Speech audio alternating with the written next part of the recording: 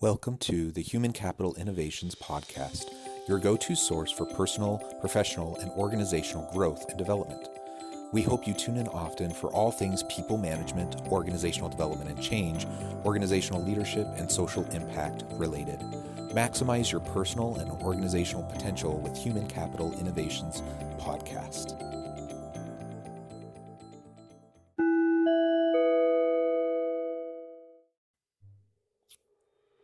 Welcome to the Human Capital Innovations Podcast.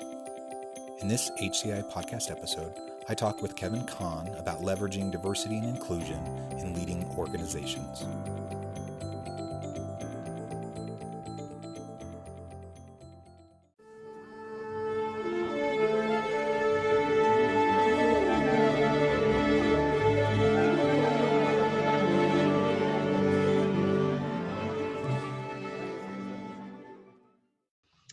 Kevin Kahn, welcome to the Human Capital Innovations Podcast.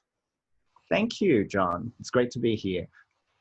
I'm so excited to have the chance to talk to you today. You're such a renowned individual, internationally so, and you have done so many good things in relation to our core topic today, which is workplace inclusion and diversity and how it relates to leadership. As we get started, I want to share a bit of your bio with our listeners, and then give you a chance to share anything else about yourself you'd like to share. Kevin Kahn is a multi-award-winning professional coach and leader, specializing in executive and leadership coaching, and is an elected member of the 2020-2021 International Coach Federation Singapore Chapter Executive Committee. With a successful career spanning over 30 years in corporate and multinational organizations, Kevin has developed skills in general management, strategic and business development, product development, branding, marketing, distribution, channel management, customer service, payment solutions, customer experience, and talent development and management. An award-winning leader, Kevin has held management consulting and senior executive management positions in organizations across the world, and as the Singapore General Manager for HP Enterprise Services, Kevin led a business unit with more than 1,200 employees. Leading and inspiring so many employees sparked his interest in talent and leadership development as a path to ensuring successful business execution and meaningful personal and career development. And I could go on and on about Kevin and all of his wonderful background, many different degrees and certifications. Again, Kevin, it is a pleasure to have you joining me on the Human Capital Innovations Podcast. Terrific. Thank you, John. It's great to be here. And it's great to be able to share a platform with you to talk about diversity and inclusion, especially around this time where a lot of people are probably locked down in their homes. It's a great opportunity to go through and revisit what does diversity and inclusion mean, especially as hiring around the world in many organizations are put on hold.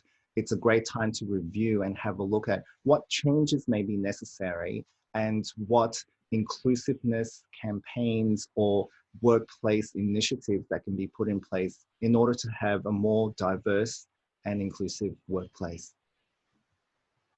Yeah, excellent. I absolutely agree. I mean, it's always important, but I think given the current situation and all the added stress, anxiety, and economic tensions surrounding the coronavirus, it's a unique time, and it's like, as you mentioned, it's a unique opportunity for us to rethink things from a new perspective, so that we can emerge from this with even better plans in place, better initiatives, so we can leverage the value of diversity and inclusivity and everything that brings to organizations, all the richness that how Mm-hmm. As we get started, perhaps we should just start with some definitions. So how would you define diversity in organizations, inclusivity in organizations? So making the workplace a safe environment for all employees, I think, is the key tenet of diversity and inclusion. So for me, that means a place that is free from harassment, from bullying, discrimination, or predators. So every employee should have the right to be heard without fear of retribution in the workplace, and also an equal opportunity to seek advancement within the organization. I think we also need to remember that inclusion means everybody in the workplace. So let me give you an example. Sometimes, in order to foster team bonding, office parties are arranged. And sometimes that may include a heavy night out, right? But we need to remember that there may be employees that are introverts or people who prioritize family, or may have somebody who is not well at home or young infant children at home. So they can't participate in some of these heavy night outs, and they may feel excluded from social events held in the workplace. So what other events could we hold that they can participate in that is more inclusive? So those are the type of things that people need to think about. And those are just very simple things in terms of inclusivity. Yeah, and I think it's helpful to recognize that while they're connected concepts, they are separate and individual Mm-hmm. elements, right? And Correct. so, we can think about all the different types of diversity within an organization, and often we think about, some of those outward types of characteristics, gender, race, ethnicity, so on. Mm-hmm. But then there are other less observable forms of diversity, socioeconomic status, Mm-hmm. religion, beliefs, things like that. So we have these different layers of diversity, and so part of the role for diversity initiatives within organizations is just to have representation in the Correct. workforce, right? But then Correct. when we talk about inclusivity, we're talking about something beyond just having the people there that represent different backgrounds. But now, Correct. like you mentioned, we're looking for um, policies, practices, procedures, culture that truly helps everyone feel like they're part of the whole, that they're needed, wanted, valued, that they have equal opportunity to participate and Correct. contribute, and so forth. Correct. Correct. And that's key in order to make sure that everyone in the office can participate if they choose to participate, rather than being, it's like I was excluded from those meetings or those events, or having an opportunity in order to participate in a customer event, as an example. Yeah, and so with those definitions in mind, um, do you feel like there are any particular hot topics related to diversity and inclusion? This is something you spend most of your time thinking about and working with leaders on. So Mhm. what's like the latest and greatest related to diversity and inclusion? So I actually just recently did a quick pulse survey. And in the pulse survey, I asked the question, is your workplace a diverse and inclusive workplace? It was a very, very simple, very quick pulse survey. 57% of the respondents either said frequently or sometimes that there are still issues with diversity and inclusion in the workplace. The great news is that 43% said no, there wasn't. So it is improving. But in terms of some of the hotter topics, women's rights or women in the workplace is still one of the areas that still need to be worked on. The other areas are minority races, which sometimes also impacts religion as well. The disabled employees is another area that is still a hot topic. LGBT, it's still there. Mature workers or age discrimination. And that's becoming more of a hot topic now, especially during the pandemic outbreak, as we're seeing more statistics come out that mature workers, those 55 and above, are finding it more difficult to hold down jobs now. And the new one directly related to the pandemic is remote working. So how do you have an inclusive workforce when the majority of them now are remote working? So that's another area that also needs to be looked at, especially now, given the pandemic, and who knows how long that's going to last. Yeah, and I think about forms of intellectual diversity and Mm-hmm, inclusion. mm-hmm. So we some of that can come out, through religion, race, Yes. ethnicity, but it also can be independent of that, because we Mm-hmm. all have different upbringings, right? We come Yes. from different cultural contexts, and we have different worldviews, and so part of this is irrespective of all these different categories that sometimes people get lumped into, is just recognizing that each individual person comes with their own unique history, their own unique background, and that also means their own unique perspective to contribute to the organizational challenges that we face. If we can take advantage of their insights related to them.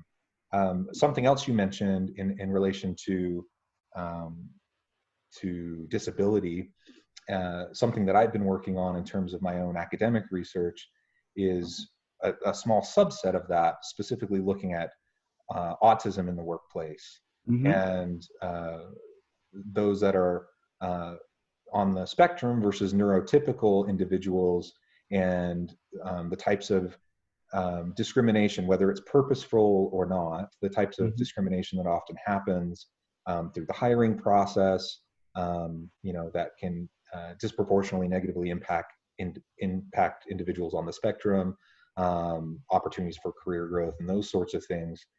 So there's lots of ways to slice this, right? And lots of different Correct. ways to look at it. And ultimately, the foundation of all of this should be, like you said, equal opportunity for everyone, helping everyone feel included and part of the whole, that they are able to contribute. Correct. And I think your example of disabled discrimination or diversity is a good one, because there are many organizations around the world that are trying to implement a disabled policy or disabled workforce policy to encourage people with disabilities to actually come into the workplace environment. But sometimes in some countries, there are limitations, especially with countries that have many old buildings. You'll see a lot of them in Europe, in some parts of China, that some of these buildings just don't enable disabled access, as a very basic example. So even if you don't have a disability, you could have had a soccer accident or a football accident, and then you basically can't walk and stuck in a wheelchair for 3 or 4 months. That doesn't mean that you can't work. And unfortunately, some offices just cannot provide for that. There's no disabled toilets. The pantries, where you get your coffee, get your lunch warmed up and stuff like that, those are not at a suitable height for disabled workers. And I think the other thing also is, as an example, those people can still have creative thoughts, innovative thoughts. They can still productively contribute to the workplace and to their organization. But unfortunately, the physical aspects of their surroundings just are not able to cater to their specific needs. And I think that's the type of thing that we now need to be more mindful of in terms of physical environment. And you touched on another good point in terms of the candidate pool. So from a HR recruitment process, how do we make sure that we have a wider candidate pool that includes both able and disabled candidates or prospective employees? And I think these days, if you'll notice that some of the larger organizations, for example, Facebook, as a part of the online application process in terms of job applications, they do ask whether you are a prospective employee with physical disability requirements as a part of the application process. And I think that's great, because that enables people to say, hey, look, we have a wider pool of candidates, and we're able to make sure that our office environments also cater for these specific employees. Other people look at it negatively to say, oh, it's a great way to say you're disabled, so I'm not going to put you on a candidate pool. I think we need to take a positive outlook on this, because sometimes you can stream prospective candidates into specific offices which better cater for the disabled physical requirements. Understanding workspace as it relates to diversity and inclusivity issues, I think, is super important. Hmm. And then there's the broader culture issues within the organization that are so key.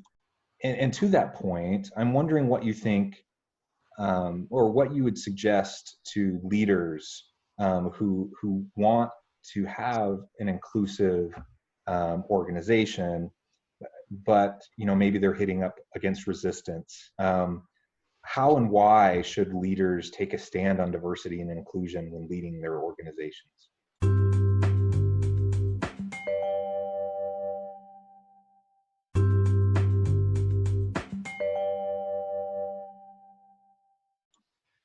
I think this is a back to basics mindset. And I really do think it is Leadership 101. If you take a step back, people are key to any business. So without people, you're not going to have customers, because we need employees to serve the customers that we require in order to generate revenues, sales, profits for any organization. So that's a basic tenet. So taking a step back and looking at what are our people policies, how are we making sure that employees are engaged, how are we making sure that employees are being kept inclusive and having free flow communication. Keeping talent within an organization should be the priority of any leader. Unfortunately, some leaders just leave it to the HR department, but that's something that hopefully will change as we get more and more successful leadership permeating through various levels of the organization. Making sure you have a diverse workforce facilitates creativity and innovation. And McKinsey, Credit Suisse, Deloitte, any of the larger organizations will provide statistical data to actually show that when you have a diverse workforce, you are 33 to 35% more likely to have a better performing organization. And those that have diverse boards of directors, have more women in the workplace, have 53% more profit growth opportunities. So the statistics are there. And a lot of that is because by having a diverse workforce, you get to have creative sparks. And you mentioned before that people from different cultures may do things a little bit differently. And by bringing that into a workplace, you get to have different perspectives. And having different perspectives allows you to have creative solutioning, looking at things from different views, looking at how customers buy or how they are able to engage better with customers. I think that's going to be key. And at the bottom line, I know it's a sad fact, but at the end of the day, businesses are here to make profits. But in order to sustain those profits, we need to make sure that basic principles of employees are all taking place, so that by being inclusive, that enables costs to be reduced so that you have lower employee turnover. And by making sure that you have inclusive work practices, you have happier employees so that they have a better employee experience, which then permeates to better customer experience. And as all the research and marketers have told you around the world now, the experience is going to be key to any employee as well as customers, so that they remain loyal to the organization and keep on bringing business to you, and also become raving fans of your organization. Yeah. Oh, go ahead. Go ahead. I think there are a couple of examples in terms of how cross-border innovation has come into play. The oldest, of course, is the invention of the clothesline or the clothes hoist, where you go out and dry your laundry in the backyard. That innovation actually came out from Australia. So the clothes hoist was actually developed in Australia, and it's gone around the world. There are other modern day examples. So the Dyson hairdryer. So they've marketed that around the world, and that came from Ireland, right? And they've now had localization come into play. So they've got a gold-plated version of that hairdryer, and that's going to sell like gangbusters in the Asian market. And Maggie noodles actually isn't an Asian creation. That was actually created out of Europe. So there are many, many examples where innovation, ideas, creativity have started in various countries around the world and have just gone global. And that's the beauty of having creative, diverse, and inclusive workplaces. Yeah, you do a great job painting the picture of, what the business case for diversity and inclusion is. Clearly, there's so much research to demonstrate all, everything that you just mentioned, all the value that is generated through diverse and inclusive environments in the workplace. But you alluded to it, that it's I can't remember exactly what you said, but you basically said, it's kind of a pity that, but the reality is businesses are in it for profit. That's absolutely, absolutely true. And so you just provided the business case, but let us also not forget the human case, right? That that it's not a trade-off. Like it's not like we can either make profit or we can be an employee-centric, human-driven organization. They're not mutually exclusive. We can do both, and we can leverage diversity and inclusion to enhance the bottom line of the organization and just treat people better and help them feel empowered and engaged in their work and feel meaning and purpose. Those can happen simultaneously. And so as we're striving to be ethical organizations, people-centric organizations, we shouldn't forget that. And that actually leads to my next question: is how do we break down resistance within organizations and create buy-in? So if I'm a leader and I come to my employees and I say, I start talking about diversity and inclusion, for many of them, their eyes will roll. They'll get glazed look across their face, and they've just heard those words so many times. And they're these buzzwords, and they're kind of sick about hearing about it. And whether they have like active resistance or it's just kind of a passive aggressive resistance, the resistance is there. So what can I do as a leader to help the organization, the people within the organization, buy into these diversity and inclusion initiatives within the organization?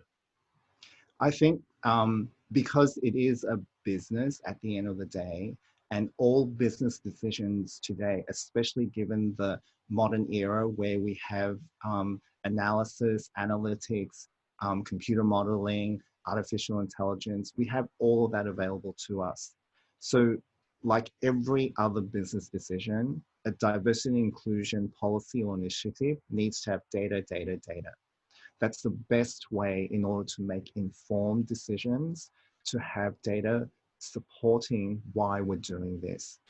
I think it's important to look at all the research that has been done by either management consulting firms or human capital research firms or even universities, because they will tell you the latest trends that are going on around the world and how some of those trends can be implemented in specific organizations, whether it is for profit or for non-profit or maybe even governmental. So that's one aspect. The other one is just being practical. I've walked into many meetings where there are 8 to 10 men and 1 woman sitting in that meeting. That's just being practical, right? Yeah. And like sometimes when you walk into a multinational organization meeting, it's like there are 7 to 8 Caucasian, 1 woman, and maybe 1 person of Indian descent. That's not really diverse, right? So just having a diverse workplace means that it's a workplace where everyone doesn't look the same. So these are just some of the practical things. But the other thing also is just asking the questions of your HR team. It's like, what's the statistics of our candidate pool? What is the percentage that is single? What is the percentage that is families? What is the percentage of candidates that are of minority races? How many of them have language capabilities? And I think those are some of the basic areas. Of course, we need to stick to privacy laws. As long as we are within the privacy laws, we should be challenging our recruitment team to say, hey, look, have we cast our net wide enough? I think that, again, we're now in the modern day where a lot of recruitment is done online. So it should be easy to get a lot of that research data because everybody, hopefully these days, has a LinkedIn profile. And hopefully everybody would have a profile photo on there so that you can have a look to see, do we have a diverse candidate pool in terms of potential representation in the office? The other thing that most organizations can do from a practical perspective is to involve the employees in some of the policies and decisions and initiatives around diversity and inclusion in the office. Because at the end of the day, it's about employee engagement or the employee experience. And by having them be involved in terms of deciding how we can make inclusiveness as a part of the way that we work, as a part of the culture that we are going to move towards. How can we have more policies around having diverse workspaces? How can we create workspaces that are equal to both disabled employees, but also maybe pregnant working women as well? Because some of them need rails because sometimes they feel heavy and sometimes they may need nursing areas. And that's another basic area. It's like, even if you don't have the office environment that is suitable for disabled workers, what about pregnant women or nursing mothers? I've seen a time where women have to go to the women's washrooms and bathrooms in order to express milk. That's not a sanitary environment for working mothers.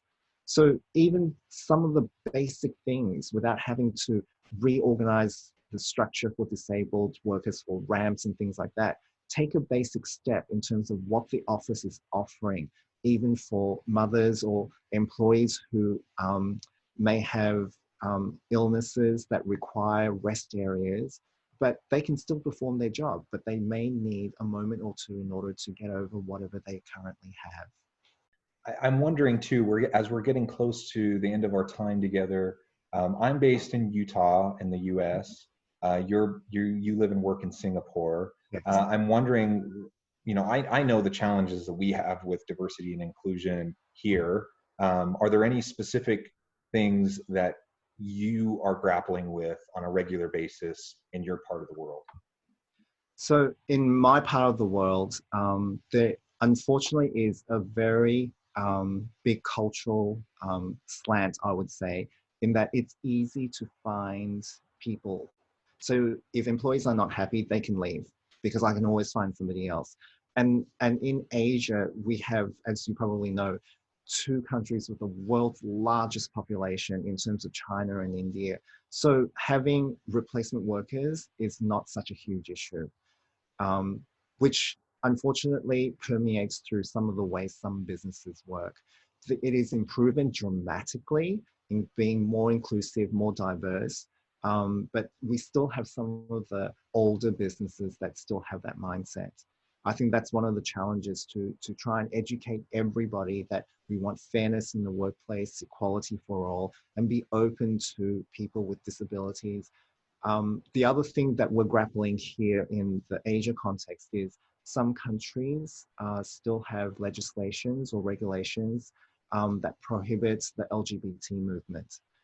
So that's another area. So the challenge with that is that some people are not whole when they come into the office. So that may be an inhibitor to their creativity because they can't express who they are. They can't bring their authentic selves to work. So that may inhibit the way that they work or be able to be creative in the office because their whole self is not there. So that's another area that won't be able to change overnight. It will need a significant period of time just because it is in legislation in some countries.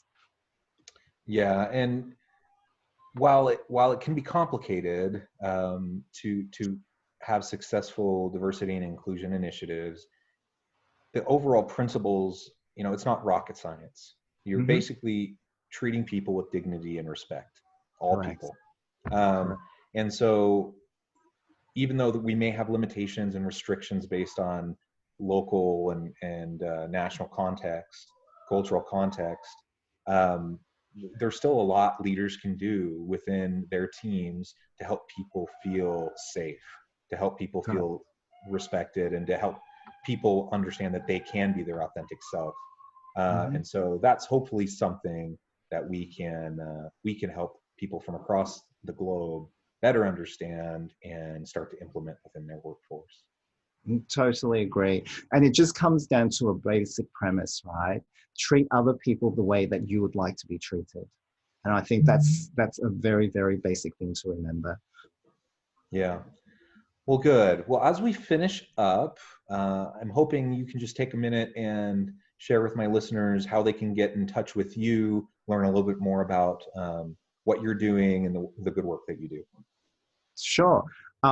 People can reach me on my social media platforms on Facebook, Instagram, Twitter. My handle on those platforms is Coach Kevin Khan. And on Instagram, on LinkedIn, it is Kevin Khan SG. So people can get in contact with me on any of those social media platforms.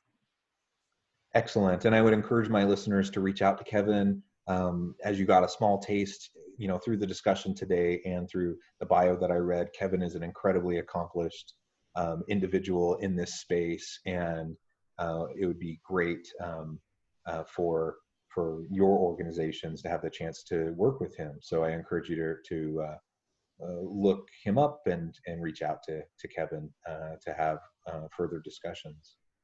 Well, Kevin, it has been an absolute pleasure to talk with you.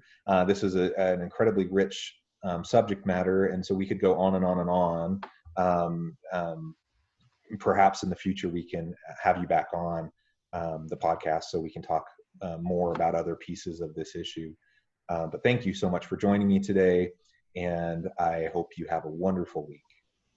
Thank you, John. It's been wonderful to be here, and keep safe during this pandemic outbreak.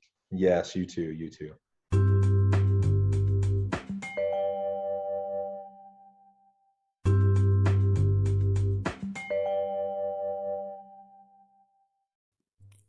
Thanks again for joining us for this episode of the Human Capital Innovations Podcast. I hope you stay healthy and safe and that you have a great week.